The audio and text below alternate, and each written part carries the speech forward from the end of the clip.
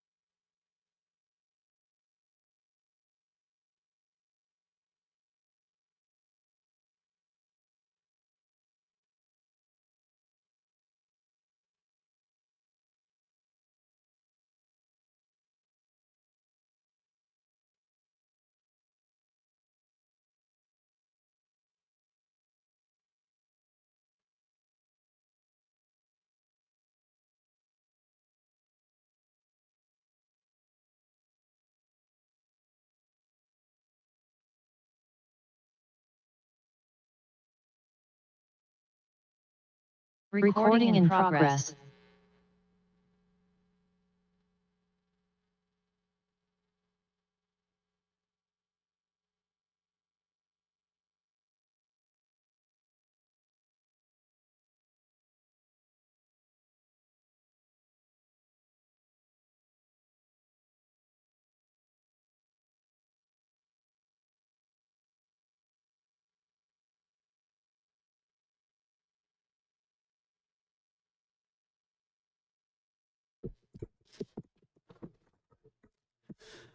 All right, good morning, everybody. We'll be calling the Tuesday, May 12th, 2026 regular Board of Supervisors meeting to order.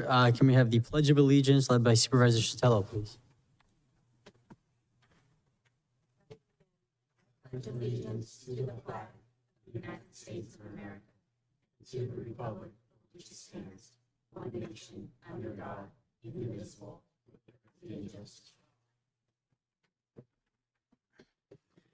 Thank you. Is there a motion to acknowledge the certificate of posting? Is there a second? Second. All in favor? Aye. Aye. All good. Board announcements. Are there any supervisors have any board announcements this time? No? Okay. Great. Moving on to public comment. It's the opportunity to address the board on items not appearing on the agenda. Do we have any public comment for items not on the agenda? If you'd like to make a comment in chambers, please provide a speaker card. On Zoom, please press *9 or the raised hand icon. Mr. Griffin, you can go first. Oh, wait, can you push the button? There we go. Good morning, Mr. Chair, members of the board. Ken Griffin, Ag Commissioner. I just wanted to report out that on April 14th, you approved a MOU with Santa Clara County, Santa Cruz County, Monterey County, and our county for a pesticide take-back event. That event occurred 2 weeks ago, and it was a huge success. San Benito County alone recovered 8,000 pounds of pesticides wanted to be returned by growers that, quote, left in the shed and they don't use anymore. And overall, the event on the 4 counties recovered over 67,000 pounds of pesticides. So I wanted to thank you and let members of the public know that that was a great success, thanks to the farmers and ranchers, and then also to let people know to take advantage of the local event that we have every third week end of the month through integrated waste to return household use pesticides that are not being used and just being stored. So that's all I have. Thank you and have a good day. Thank you. Any other public comment in chambers? I have one on Zoom.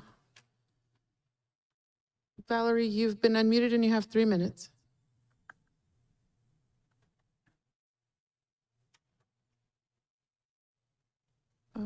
Valerie, we can't hear you. Are you?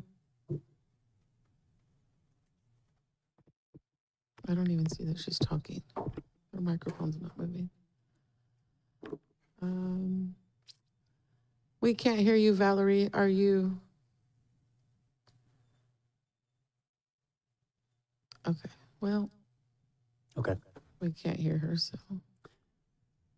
Okay, so I have no further public comment. All right. Thank you. Moving on to consent agenda, these matters shall be considered as a whole and without discussion unless a particular item is pulled from the consent agenda. Any supervisors have items they wish to pull from consent? I do. Yes. I'd like to pull 1.2 and 1.3 for presentation. Okay. Any others? Okay. Great. Do we have public comment on consent items that were not pulled? Any consent items that were not pulled? If you'd like to make a comment in chambers, please provide a speaker card. On Zoom, please press star 9 or the raised hand icon. And I have no public comment. Great. Is there a motion to approve the consent agenda other than item 1.2 or 1.3? So moved. Second. Great. If roll call vote, please.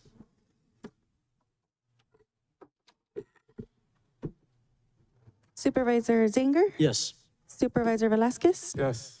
Supervisor Kozmicki? Yes. Supervisor Sotelo? Yes. Supervisor Curro? Yes. 5-0 vote, motion passes. Great. Thank you. 1.2, Supervisor Crow, pulled 1.2. Yes, I'd just like to have us adopt these, and if we can present, I do believe we have presenters here. I'm not sure if Supervisor Sotelo would like to present one, since we're both on the mental health awareness. Would you be? Or unless the chair would like to. Yep.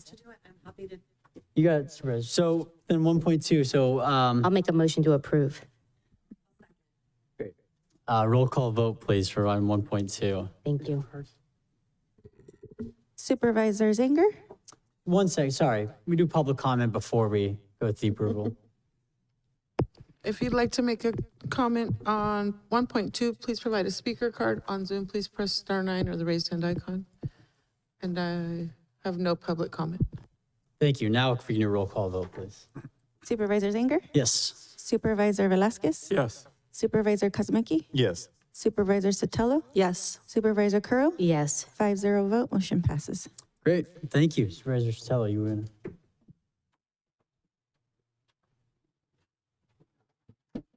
Guys want to come up?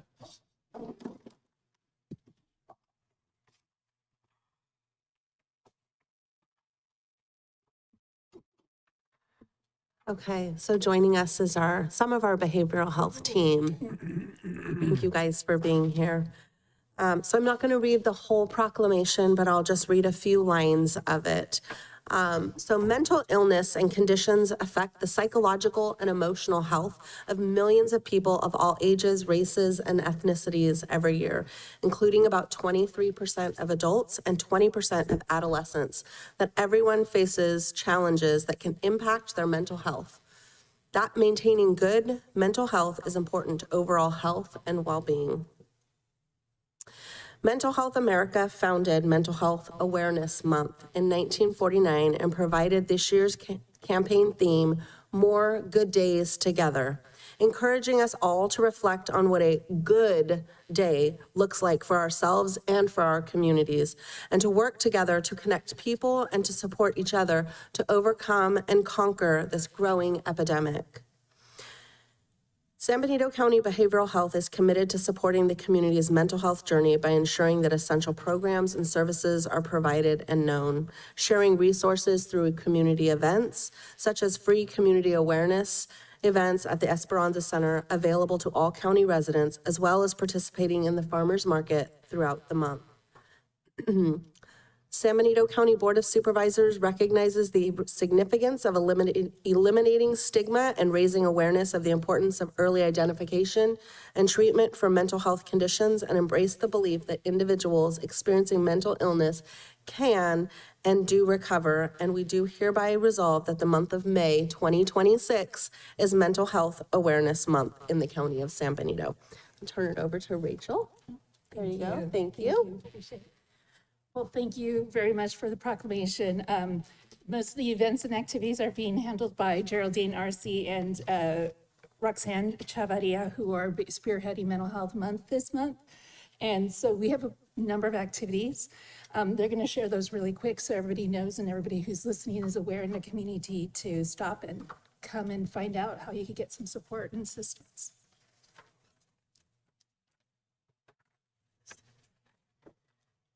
Good morning, Board of Supervisors, County Admin, and members of the public. My name is Geraldine Arce, and I'm joined here with by my colleague Roxanne Chavarria.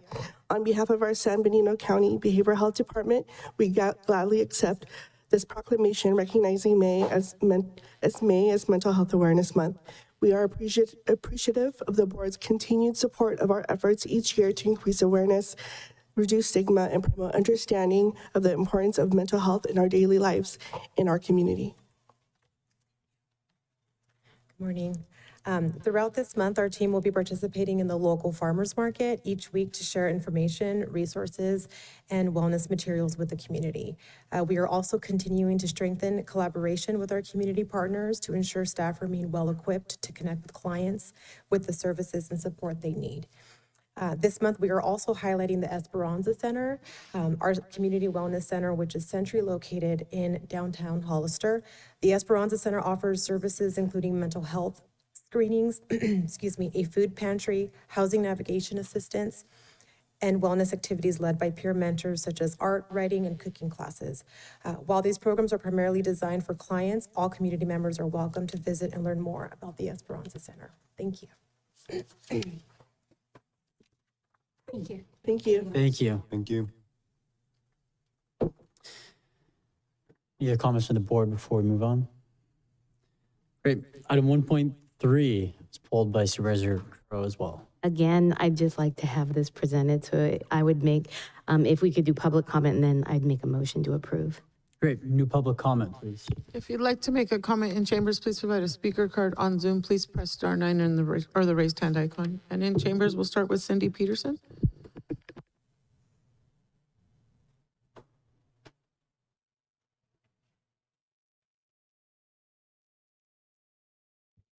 Good morning. I'm Cindy Peterson, Chief Human Resource Officer for the San Benito High School District. Like districts across the nation, we are facing severe recruitment challenges. Nationally, about 1 in 8 of all teaching positions are either unfilled or filled with teachers that are not fully credentialed. Here in California, we're graduating only half as many new teacher candidates as we did 20 years ago. These teacher shortages make recruitment and retention very difficult and very competitive for San Benito High School District as well as the districts around us. And this is exacerbated by the high cost of housing in California. The greatest concern we hear from those that we recruit is affordable and available housing in our community. San Benito County's housing market is critically constrained, and this severe shortage of affordable housing creates a significant barrier for district educators, making it very difficult for them to live in the community they wish to serve. To recruit and retain teachers, the question is not only whether a candidate wants to teach here with us, but whether they can afford to live in our community. A focus on affordable housing is not only an investment in the socioeconomic health of our entire community, but also an important investment in the education of our youth. Thank you. Next in chambers, Matt Huerta. Good morning, Chair, Supervisors. Matt Huerta with Senior Advisor with the Monterey Bay Economic Partnership.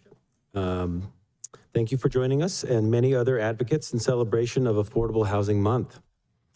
For nearly 10 years, our Housing for All initiative has helped our Tri-County area achieve thousands of new homes, including many affordable to low and moderate income families. Lower income families are among the hardest working residents who make our region flourish. They especially need access to more opportunities to ensure stability. Please continue to find ways to facilitate and expedite more affordable homes, both rental and for sale, so that our local workforce can thrive. Thank you. And that concludes public comment. Thank you. Is there a motion to approve the proclamation? I'll move to approve the affordable housing proclamation. Is there a second? Second. Roll call vote, please. Supervisor Zanger? Yes. Supervisor Velasquez? Yes.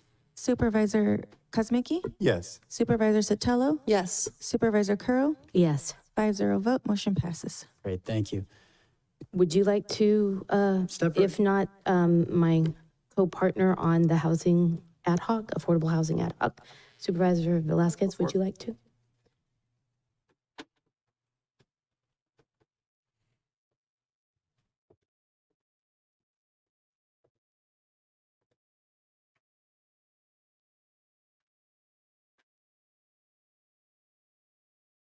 You may notice I'm walking a little gingerly. I threw my back out. I am standing, to say the least. I would love to have anyone from the affordable housing, whether it be farm worker housing, from housing for from our nonprofit organizations, if you would like to please come up.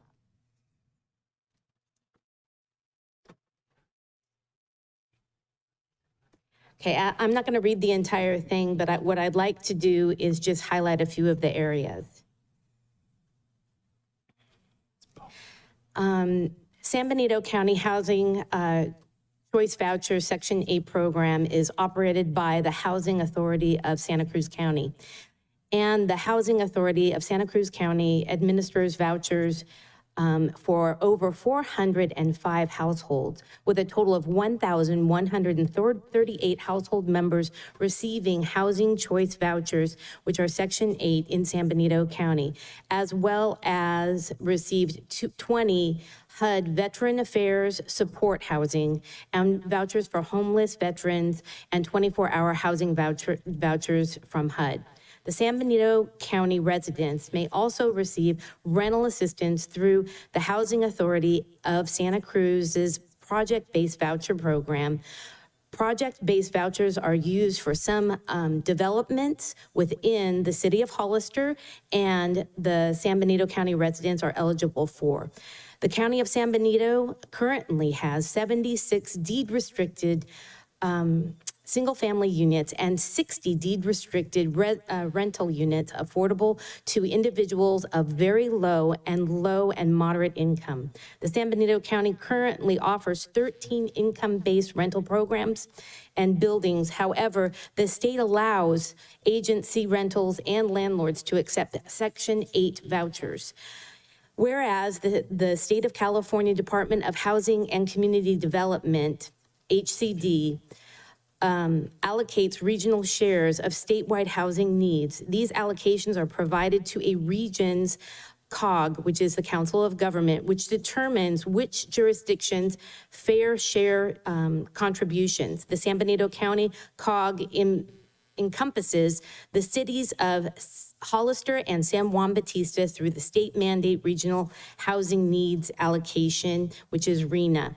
As provided by HCD, the RHNA for the period of 2023 to 2031 for the COG region is 2,194 new housing units. Unincorporated San Benito County shares of the RHNA numbers include 754 houses and comprise of 246 very low income and 198 low income, with 103 moderate income units and 207 above moderate income. Whereas, therefore, it be proclaimed that the San Benito County has the month of May of 2026 as declared as Affordable Housing Month. Affordable housing in our community is dire. Unfortunately, we are pushing residents out of our community, especially our seniors and our youth. And I am honored to present this to all of you who have worked on affordable housing for many years, and I have known for many, many years. Some of you I've worked with for over 25 years. So I appreciate all you do for San Benito County, and I thank you. Picture. Well, I'd just like to thank the Board of Supervisors and county staff for always being a partner to affordable housing and supporting us. We can't do it without you. And CSDC has been working with the county and the board since 1984, and look forward to working with you in the future. Thank you. Very quickly. So I've been working on affordable housing for over 25 years, and some of my first developments were here in San Benito County and Hollister area. I can tell you right now, it's never been harder. Never been harder.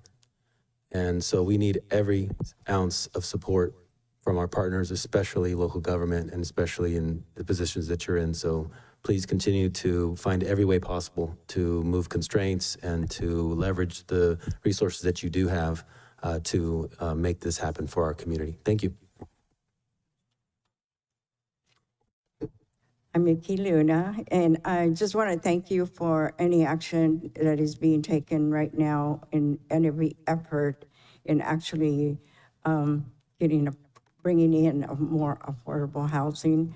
I mean, not only our seniors, but, families that are in dire need. And I'm glad to have heard about the proclamation, the way you read it, Supervisor Curl, because I can tell you, if you look back in the history of actually the agreement with Santa Cruz Housing Authority, you're gonna find that my mother is number 2 in San Benito County that received that certificate at 840 San Benito Street, which no longer exists.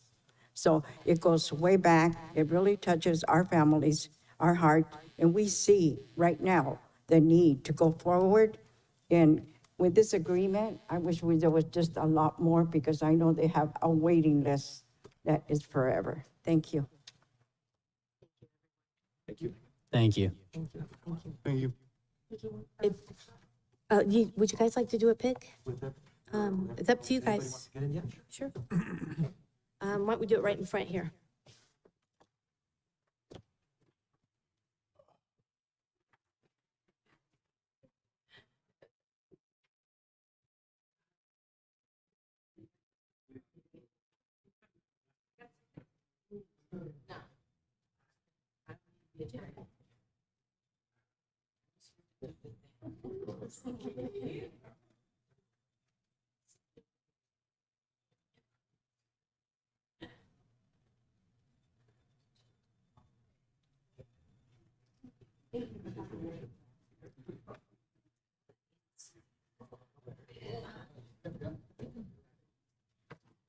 Mr. Chair, do you mind if I just stand here? Because I really would like to present the next one, and I don't want to walk back. Yep. Thank you.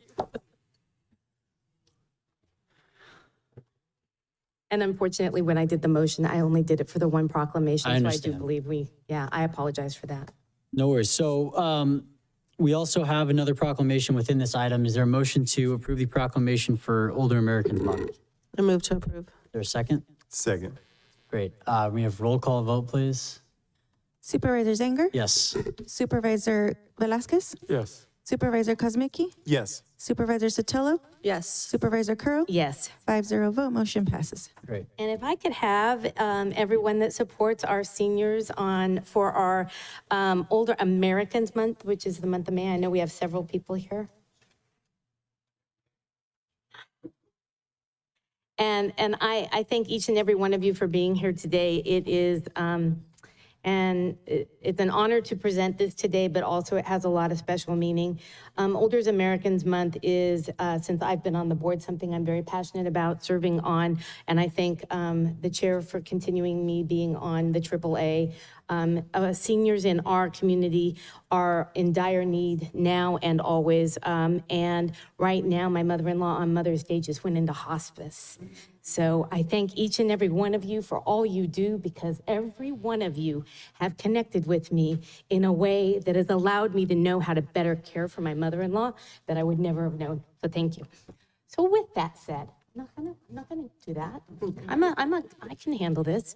So in 1962, major legislation was introduced in Congress to establish an independent and permanent Commission on Aging, with subsequent research revealing that there are more than 17 million Americans over the age of 65, including 5.5 million living at the poverty level, with few health or human services programs available to support them.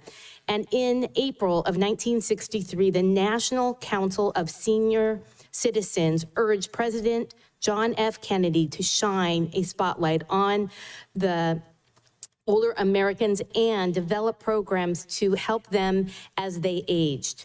In response to the National Council of Senior Citizens recommendations, President Kennedy signed a proclamation acknowledging the month of May as Senior Citizens Month, and designation later renamed by President Jimmy Carter to Older Americans Month, because who wants to be called a senior? Just saying.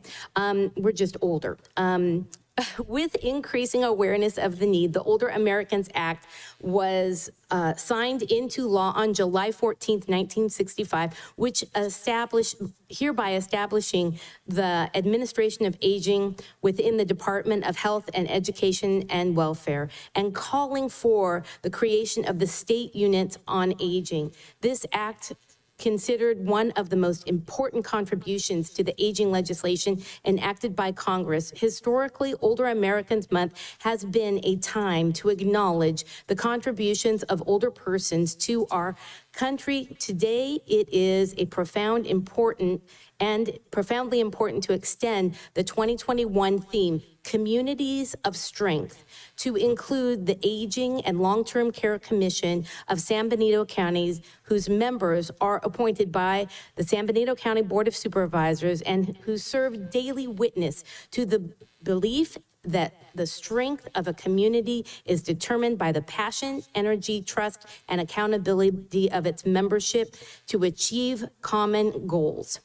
I'm going to just get to the whereas at the end. The commission actively participates in the development of the plans and policies, services as the official San Benito County interagency committee of local area agency on aging, and serving as the official agency advisory committee to the establishment of the No Wrong Door Aging and Discrimination Resources Connection Program. And therefore, be it resolved that the San Benito County, that the month of May 26 be declared Older Americans Month. With that, I want to just make a couple of comments. Our seniors we are the third fastest growing, you guys can quote me if I'm wrong, in the state of California, ages 65 to I believe it's 88.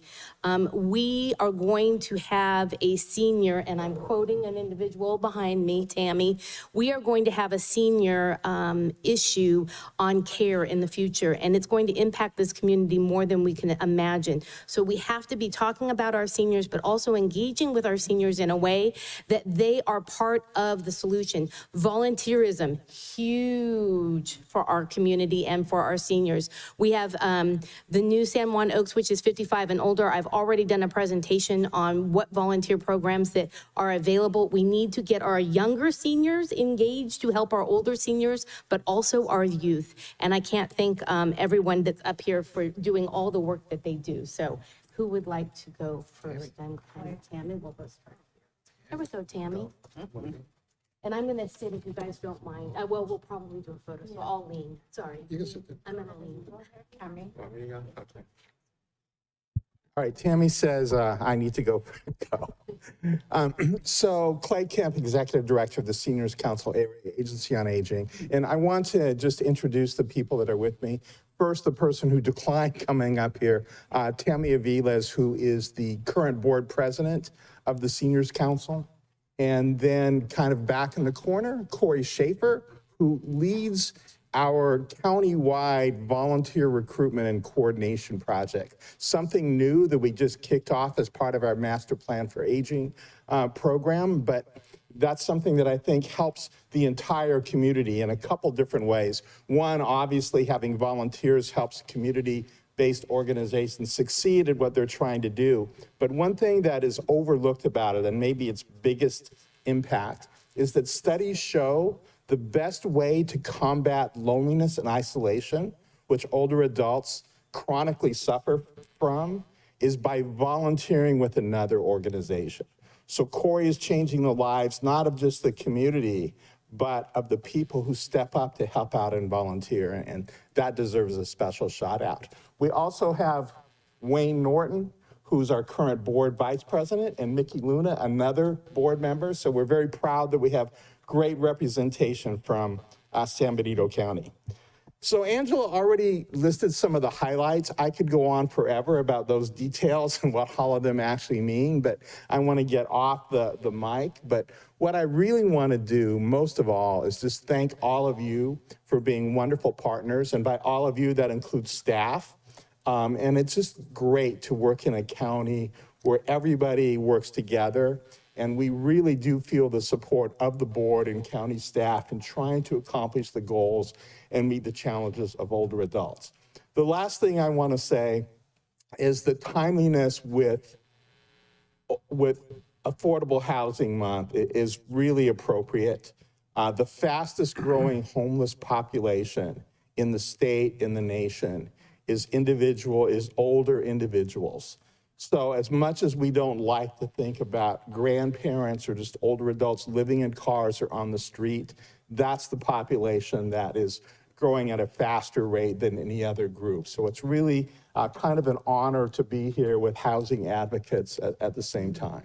And again, just thank all of you for all the work you do and your partnerships.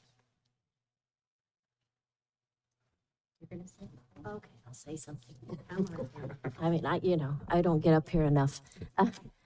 Good morning. Thank you very much for this honor. And I just wanted to say to anybody that has a neighbor or a loved one that services are available. They're not very well known, so please, check us out at seniorscouncil.org. Reach out. We're here to help. And, again, thank you for your support because we couldn't do it without you guys either. So thank you.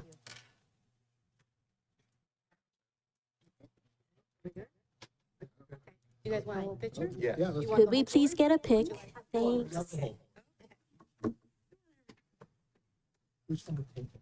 We'll get us, Brian.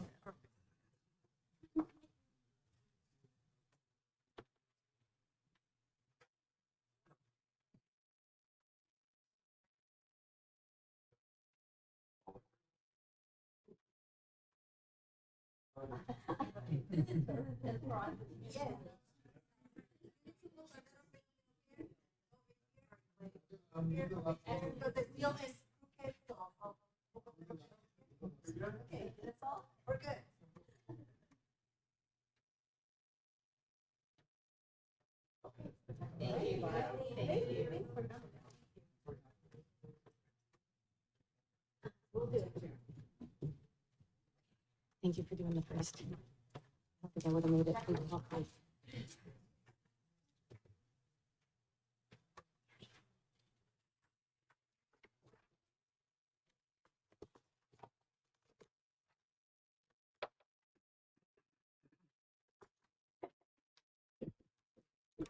Great, thank you. I think that concludes consent agenda now, so we'll move to regular agenda. Item 2.1, this is regarding our registrar of voters, Francisco.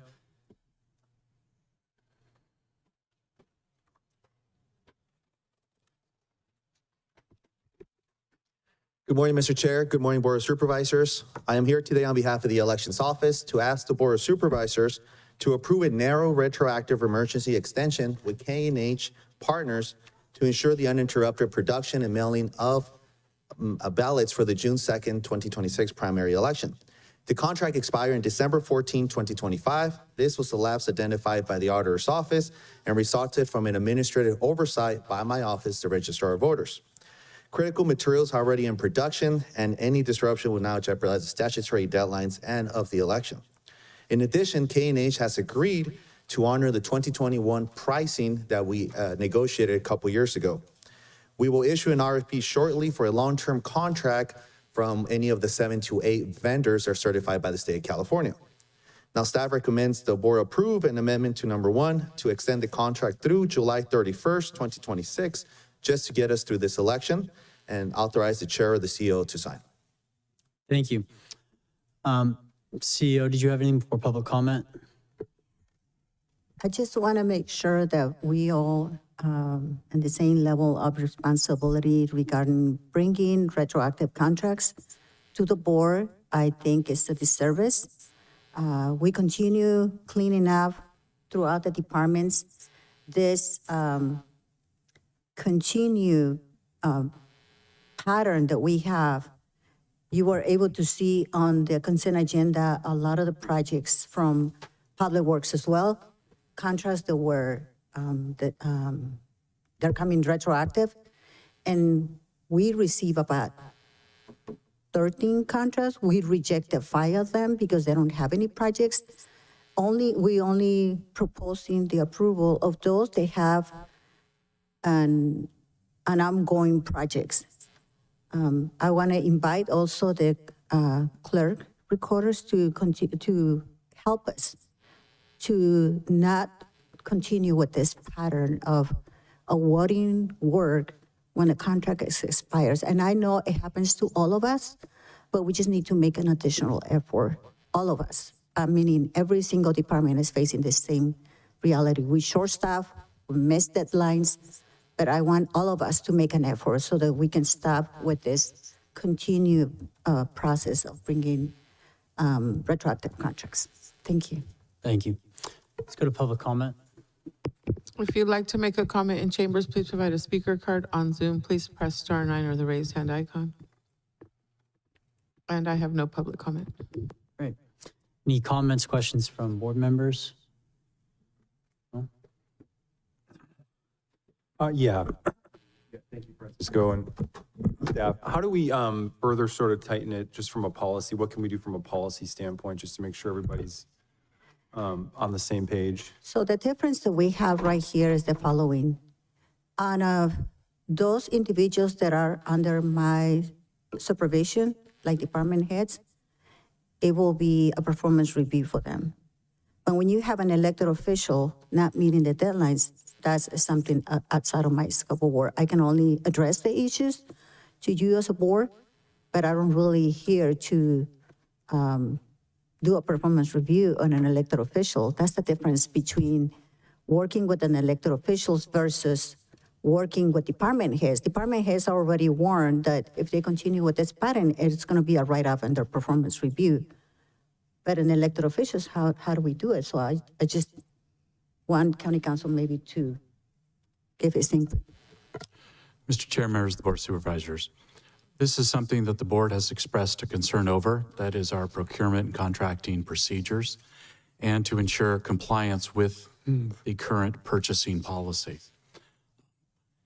We, for example, had a department heads meeting yesterday, and again, we reaffirmed the importance of complying with the purchasing policy and to avoid what we have typically seen, which are contracts that have expired and work is performed and contractors are paid without a contract in place. We have contracts that expire and then we end up with retroactive amendments. And so we are, with each review of a contract that's submitted to the county council's office, that's something that we are reminding all the departments of what are the requirements of the purchasing policy and to ensure that going forward that they do in fact comply with those. I would also note, as I had indicated previously, the State Controller's Office has expanded their audit into our contracting and procurement procedures, and they are seeing much of what the CEO and I have seen that has been present over the past several years. I expect they'll be coming forward with recommendations to the board on policy and procedure reforms to move away from exactly what we're discussing. Other problems that we've identified are evergreen contracts, those that automatically renew without further board action. You know, these are the types of things that we are working on. The board has expressed its policy concerns very clearly, and so we are continuing to remind the departments that in fact that these changes have to be made going forward. Ultimately, it's for the board to decide whether or not you wish to approve these retroactive contracts. We are hoping that over time there will be fewer and fewer coming to your attention, and that we will be able to eliminate them except under emergency circumstances. Thank you. Yeah, and I get that, and I understand there are going to be oversights at times. I just mean from a policy, whatever we can do as far as like, you know, and I know we're going to get, it sounds like we're going to get those recommendations, and putting a hard stop, is that, like, where's that hard stop? You know, when a department, you know, it's not just one department, it's basically all the departments submit something, or a contract ends more so in the process. There should be a trigger in our systems, contract ending, okay, Now there needs to be action for this to move forward. It's not left up to the discretion of a potential oversight or whatever might happen within the department. That's kind of, you know, what I'm seeing as the need for ultimately the solution to this. So it's not, we don't have those, you know, there are going to be human errors. That's just inevitable. So we have multiple layers to stop that from happening. And this has been an issue for me since basically I got on the board. I remember when I got on the board and it just jumped out to me how many of these contracts were just being renewed. And I'm not saying this is maybe a little bit different from what we're dealing with here, but just from a global perspective, contracts that were being renewed basically without second thought. It was like, well, we've been dealing with this vendor for 7, 8, 9 years. Let's just keep the gravy train going for them. And so I'm personally of the belief, and I thought we had something in place, you know, that automatically after a certain number of years, you have to come back for renewal, going out to bid and going through a new process to make sure that we're keeping it clean. Thank you. Supervisor Curl. I want to thank all the comments, and I completely agree with Supervisor Kosmicki. This is something that we've been working on for quite a few years. This is not new. There's nothing new about this. There is no system in place at this time that actually has all of the contracts in one database. It does not have the official start and end date of any contract. It is impossible for the CEO to manage this or the departments to even have fair warning that a contract is expiring unless they have fiscal assistance within their departments, and they do not have that level of assistance in their departments. And we can use software to fix this, but we have to get the software. We've been talking about OpenGov for almost 4 years now, and OpenGov is not fully in place. And OpenGov, it was the recommendation of the solution. I can't say that OpenGov is the all end. I really want, now that we have a new CEO, I want the CEO to make some recommendations on this. But right now, what you're dealing with is if a department doesn't know that a contract is expiring, there's not like an alert system that comes up. And what I do know is that the departments that are coming forward are the departments that are trying to fulfill the procurement policy. They're trying and working to ensure that they are not missing these things. But with the things that are happening, we're not going to go from being completely no tracking to full tracking and implementation immediately. So I look at this as a transitional period. I thank the departments that are coming forward. I thank the CEO for actually bringing only the contracts that have actions that need to be taken forward, because bringing every single one of the contracts forward is absolutely ridiculous. We have a procurement process, which means going out for bid, documenting it, and ensuring that we are getting the best bang for the buck. And I also agree that the evergreen contracts, we have to have a serious conversation about what is considered a timely renewal of a contract. If you're talking about election software or software that is used only every couple of years, going out every 2 years is a huge burden on a department. You have to look at when the programs or the product is being used and how often you should renew it and where technology plays a part in that. So with all of that, I want to thank every one of the departments, including the clerk recorder's office, for coming forward with these retroactive, because at least now we're informed. And I appreciate that from the CEO. Thank you so much. Thank you, Mr. Chair. Thank you. Yes. Thank you. And we talked about this as we experienced our budget issues last year. I've made a comment about it's going to take us a couple of years to catch up and fix these issues. When's the hard stop? I think we're approaching the hard stop. I think after we do this budget, that's pretty much it. Either we get the information we need. Maybe the answer is, I know it's hard on your department too. Every 6 months, maybe the department heads come through and talk about what they're forecasting the next 6 months, year, or if you're doing a 5-year contract, probably in your case, 4 or 5-year contracts.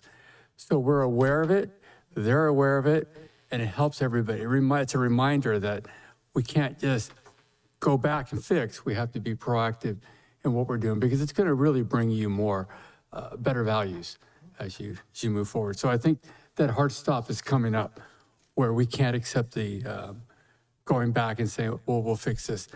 And I think I'm seeing that progress happening, but everybody, every department needs to really be very proactive in identifying what that is, and it's going to help them run their departments much better. So I'm seeing it go that way. Like I said, this is a 2-year process. We're approaching that now at this June, July. I think this is the point where we finally change the ways. Thank you. Thank you. All right. So then is there a motion regarding the contract amendment? Move to approve as recommended. Second. Excuse me, are you saying, do we do public comment? We do that? We did public comment, right? Yeah, we did. Oh, we We did. did. Sorry about that. No worries. I'll We had a- second. I think, okay. Because we have a first and a second. I'm all here. My apologies. Can we have roll call vote, please? Supervisor Zanger? Yes. Supervisor Velasquez? Yes. Supervisor Kuzmicki, sorry. Yes. Supervisor Sotelo? Yes. Supervisor Curro? Yes. 5-0 vote, motion passes. Thank you. Item 2.2, this is the Office of Emergency Services, similar approval of a retroactive amendment. Good morning. Morning. I am here to talk about a retroactive, I don't know if I need that after. Okay, thank you. We submitted the contract for our initial review in January, the middle of January. It's taken a time to go back and forth between the vendor and county councils, the whole process that we're adjusting to. We have created an internal process of a spreadsheet, which is not foolproof by any means, but we're tracking ours internally. We did have some, however, on OpenGov. At least it gives you a kind of a 3-month and a 6-month notification. I'm not familiar with OpenGov, but I think it could be something that works for us for all our contracts. But we are coming to you with a contract that did expire, and we are asking for a renewal. It has been budgeted. The amount is $21,000, sorry, I don't have the amount in front of me. 22,000. 22. And that will take us through December. I've already started the paperwork to renew it for January. Thank you. Is there a public comment? If you'd like to make a comment in chambers, please provide a speaker card. On Zoom, please press *9 or the raised hand icon. And I have no public comment. Thank you. Any comments from the board at this time? Okay. Is there a motion? Move to approve. I'll second. Okay. We have a first and a second. Roll call vote, please. Supervisor Zanger? Yes. Supervisor Velasquez? Yes. Supervisor Kuzmicki? Yes. Supervisor Sotelo? Yes. Supervisor Curro? Yes. 5-0 vote, motion passes. Thank you. Item 2.3. Hey, I'm here. Good morning. I'm also bringing to you 3 invoices that we received from the city of Hollister that are from the years 22, 23, and 24 fiscal years for 911 dispatching fees. EMS has been paying what we assumed was our share of the bill to the sheriff's department. We receive an invoice from them annually. We journal entry that and pay that. We were quite surprised, as was CEO, to receive these from the city. There seems to have been an arrangement with the prior administration that for some reason the city would be paying them. When it is not their responsibility to paying ambulance dispatching fees. So we are requesting payment of those invoices, and we will be paying them ourselves from now on, as we thought we were. Okay, thank you. Go to public comment, please. If you'd like to make a comment in chambers, please provide a speaker card. On Zoom, please press *9 or the raised hand icon. And I have no public comment. Thank you. Any questions, comments from the board? Yes, Supervisor Curro. I think this goes hand in hand with the lack of prior administrations tracking agreements and MOUs and contracts with outside agencies appropriately. I'm assuming OpenGov could also potentially be a solution for that. I believe we need to have a policy in place that any memorandum of understanding, any contract, any agreement with an outside entity needs to not only be, of course, adopted by the board, but needs to be recorded in the recorder's office and given to the clerk of the board so it can be documented. These are the internal controls that we keep talking about that we need to know where our committed costs are. And it goes right along with Supervisor Velasquez's comments. When we get in this next budget cycle, we need to know what is our actual committed costs across all departments, agencies, and memorandum of understandings. Otherwise, our budget, we don't have true control over it. And I want to thank the CEO so much and County Council for recognizing this very big deficiency that we've had. Because unfortunately, if it's not documented somewhere, how do you know to bill it? How do you know to ask for the bill? How do you know that they're not giving you the bill? So I see us getting there. It's been a slow process, but I do see improvements. And I do agree that we are going to have a hard line where, you know, there's going to be a point that we say, if it didn't follow our policy, which needs to be updated, in my opinion, if it doesn't follow the recording requirements and the legal requirements, then we need to be able to start saying no. Mr. Chair, members of the Board of Supervisors, Supervisor Curo is absolutely correct.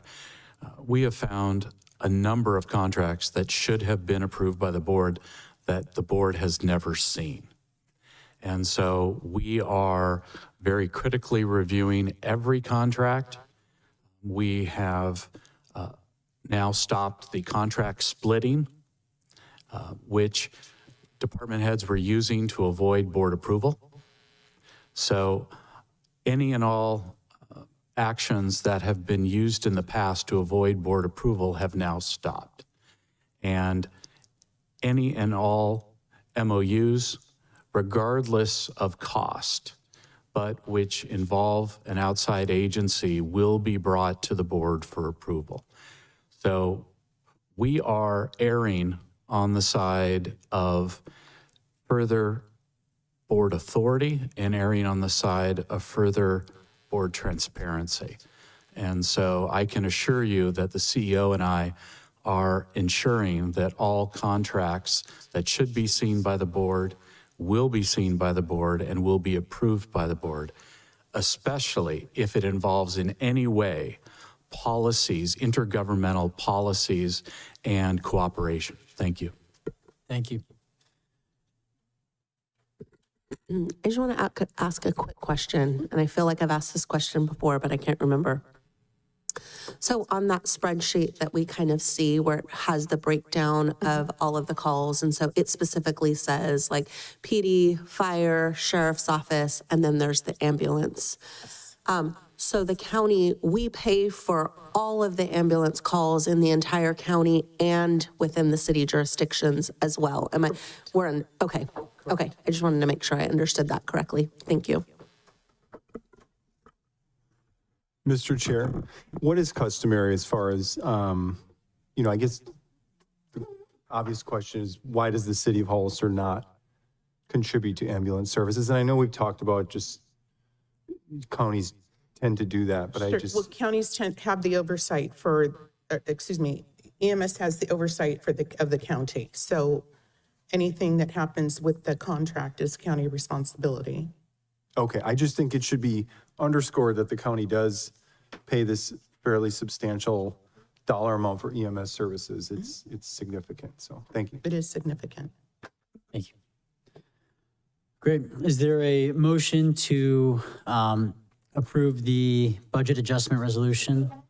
Oh, I'm sorry, yes. I'm sorry, it just popped in my head, and Supervisor Kosmicki, you triggered it from when we were on the Fire Advisory Committee together. Is this a topic during the Fire Advisory and the potential fire district of discussing this Okay, I just want to make sure that that's still Yes. part of it, because I think that type of movement with a fire district and consolidating all of these into a single service could be very beneficial. So Absolutely. thank Those you are for different confirming models that. that we're Wonderful. looking at. Thank you.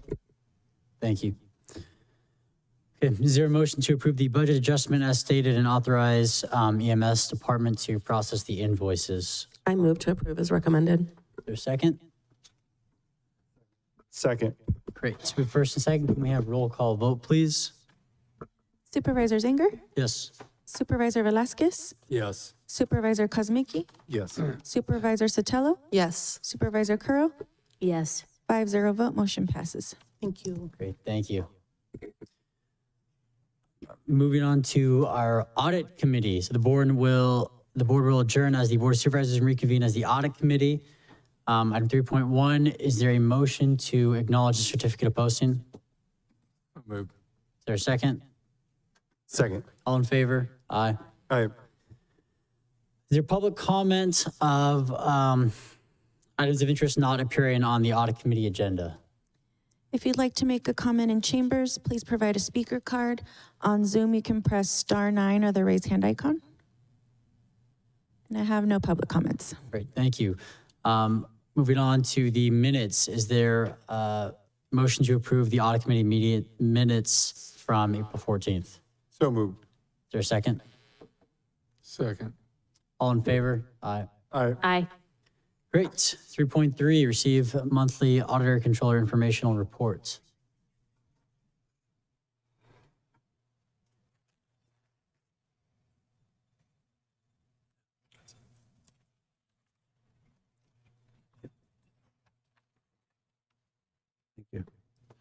Good morning, Chair, Board of Supervisors, Auditor Controller Joe Paul Gonzalez. I have a short update.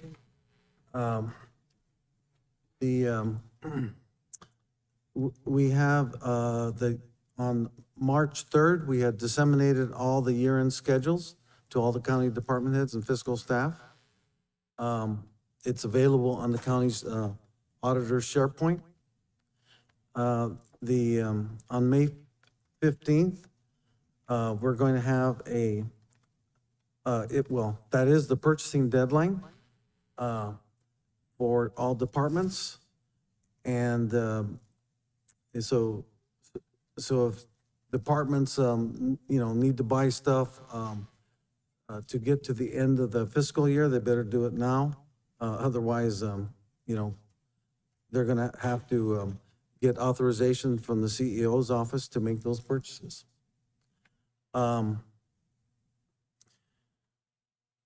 Also, important thing on CAL card purchases, the deadline for all CAL card purchases have to be done by June 22nd, so that so that those expenditures are properly recorded in the correct fiscal year. So on April 22nd, the county auditor's office had a Q&A session held with county department staff. And then, not on here, but on May 8th, last Friday, there was a peer review of the cost plan was held with select department heads.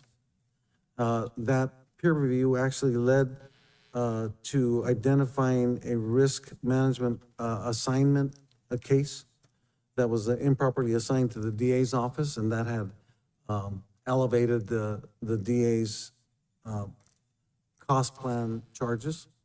And that is, that was an error in reporting by the county's insurance fund, Trindle.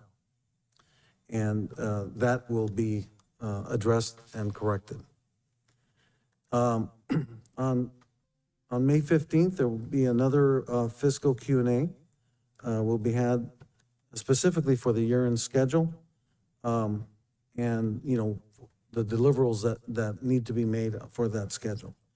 And so, we're hoping that more county departments and staff sign up for that. I think we have some we have some numbers. Okay, so it's, it's better.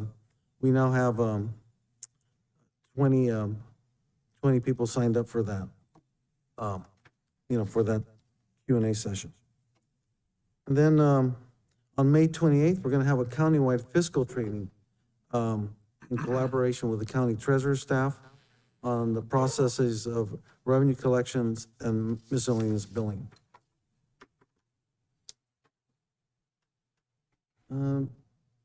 That pretty much concludes my update. Are there any questions?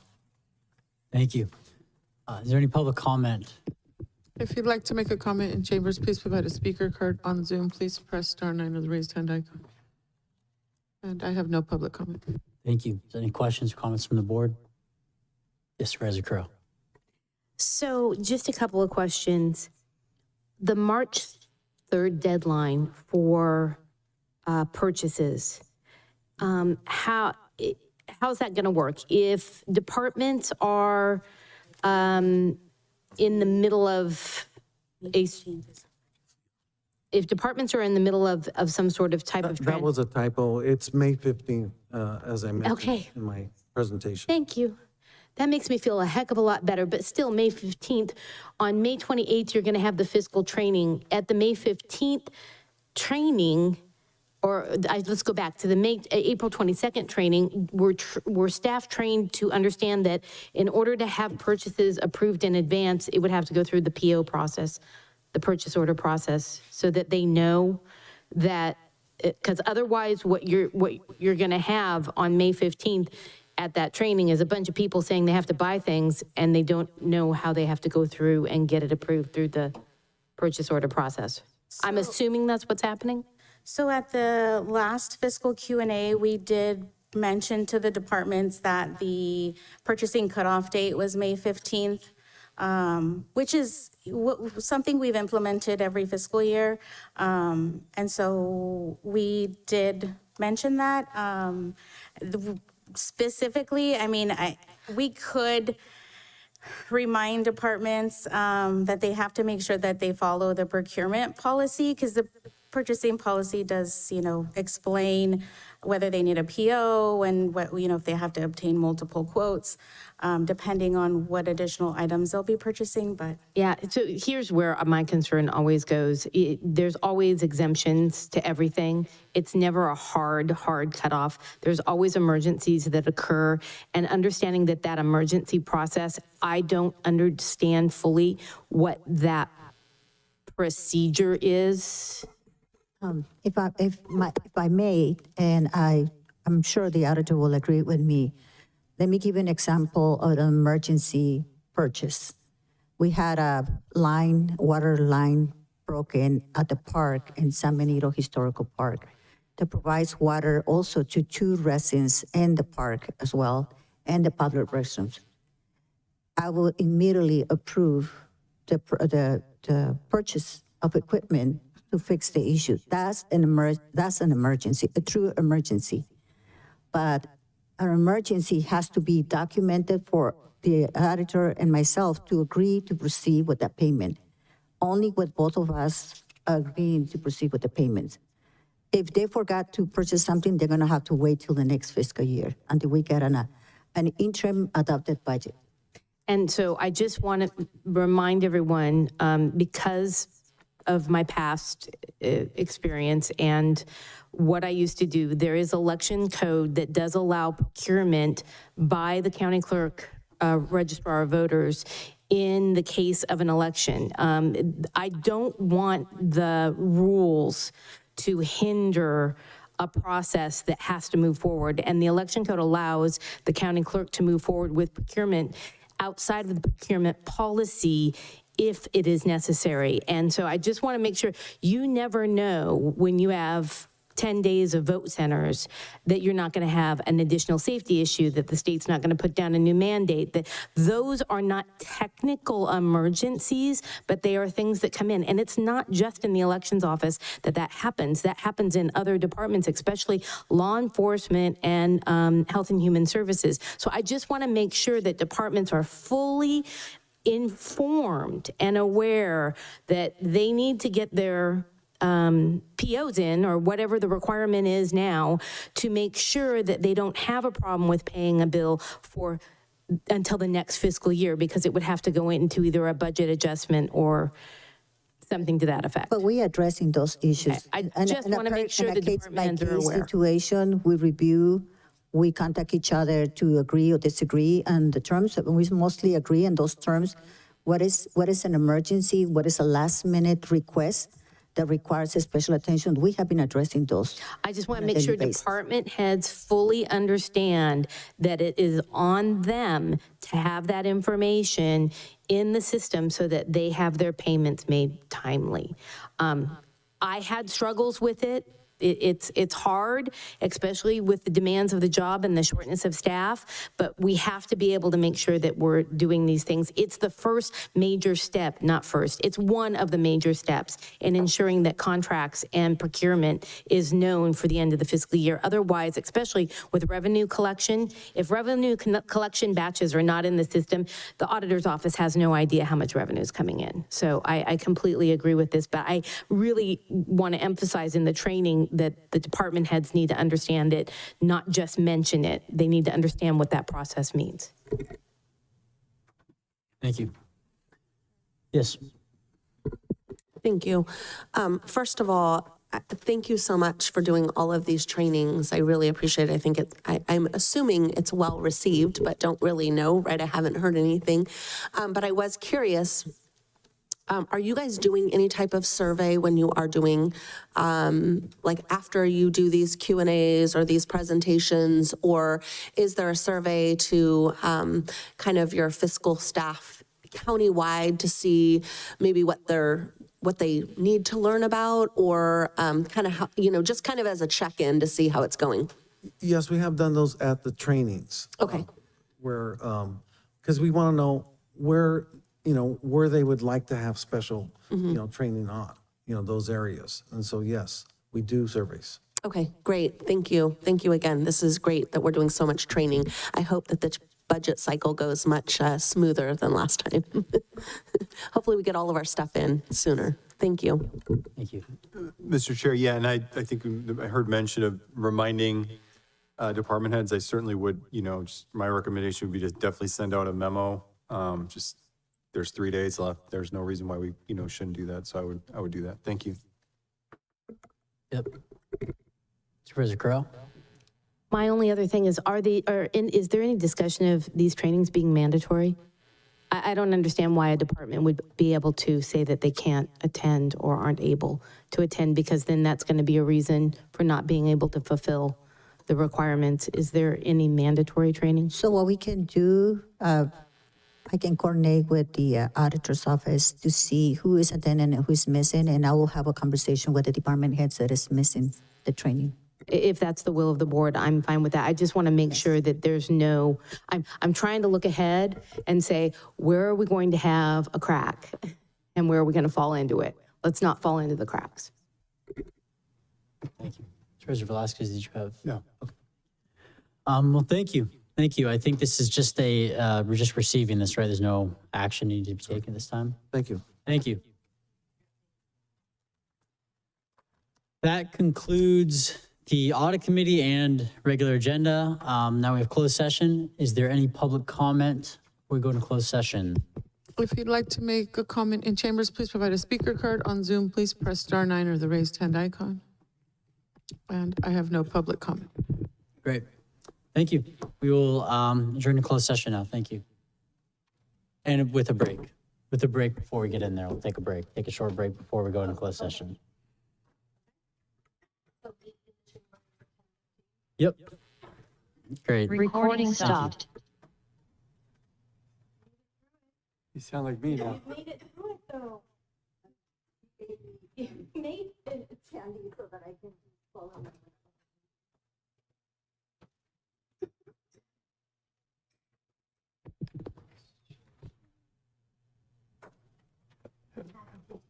Careful if I distract it. Henry, can you mute it and put closed session? Thank you.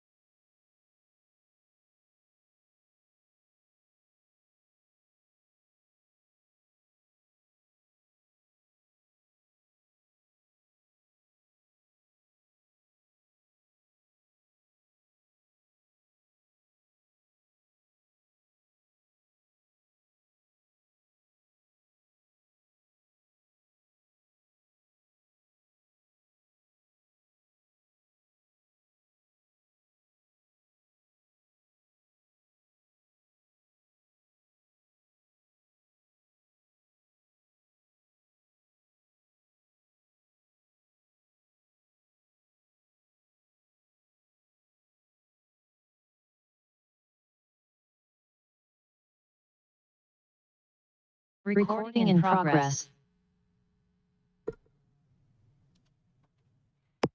Henry, can you unmute? There we go. Great, we are back from closed session. County Council, is there any reportable action? Mr. Chair, members of the Board of Supervisors, there is no reportable action. Thank you. Thank you. We have our future agenda item list. I don't believe we have any future agenda items. Is there any public comment on the existing list? If you'd like to make a comment on Zoom, please press *9 or the raised hand icon. And I have no public comment. Thank you, and we are adjourned.